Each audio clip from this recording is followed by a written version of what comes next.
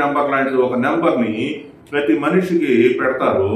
అది పచ్చబొట్టులాగా అందరూ పూడిపించుకోవాలన్నమాట. ఆ నెంబరు అందరూ పూడిపించుకోవాలి. అప్పుడు ఎక్కడికి పోయినా ఆ నెంబరు వాళ్ళు ఎంటర్ చేయగానే మన గురించినటువంటి విషయాలు మొత్తం తెలిసిపోతాయి.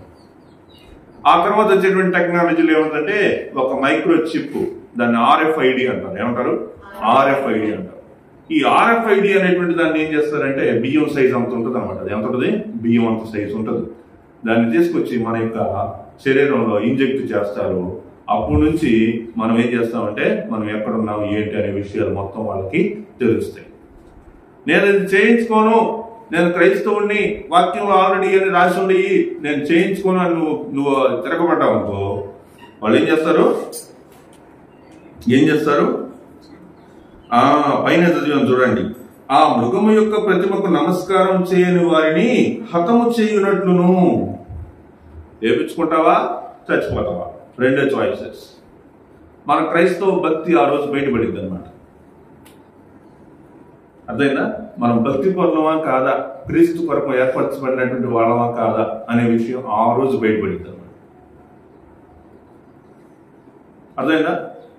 ఆ రోజు ఇంకా జరిగే విషయాలు ఎట్లుంటాయంటే 24వ అధ్యాయం, మత్తయి సువార్త 24వ అధ్యాయం 9వ వచనం చూస్తే, అప్పుడు జనులు మిమ్మల్ని శ్రమల పాలు చేసి చంపేది. అప్పుడు జనులు ఏం చేస్తారు? శ్రమల పాలు చేస్తారు. నేను నేర్పించుకున్నాను కదా, నేను చేతికి అది క్రూర మృగం యొక్క పేరు కానీ లేకపోతే అది నా చేతికి ఎక్కించుకున్నాను కదా, కాబట్టి నువ్వెందుకు ఎక్కించుకోకూడదని తెలిసిన వాళ్ళే మనల్ని పట్టుకెళ్ళి వాళ్ళకి అప్పగిస్తారు. మన ఈ మధ్య జరిగినట్టుగా ఏం జరిగింది? కరోనా టైంలో వ్యాక్సిన్ వేయించుకోవడానికి వాళ్ళు రాలేదంటే వాళ్ళని పట్టుకెళ్ళి వాళ్ళు కూర్చోబెట్టి మరి వ్యాక్సిన్ వేయించారు కదా. అలాంటి పరిస్థితి ఇంకా తీవ్రంగా దారుణంగా వచ్చేటువంటి పరిస్థితులు వస్తాయి. ఇప్పుడు వ్యాక్సిన్ వేసుకున్న వాళ్ళందరూ వాలంటీర్గా వేసుకున్నారు. వాలంటీర్ అంటే వాళ్ళకి నచ్చితే వేసుకున్నారు, బలవంతం కాదు. కానీ ఈ విషయంలో మాత్రం బలవంతమే. ఏంటిది? బలవంతం. నువ్వు వేసుకుంటావా? వేపించుకోకపోతే చావు, అంతే. మీరు నా నామం నిమిత్తం సకల జనుల చేత ద్వేషింపబడుదురు, అనేకులు అభ్యంతరపడి ఒకరినొకడు అప్పగించి ఒకరినొకడు ద్వేషించురు.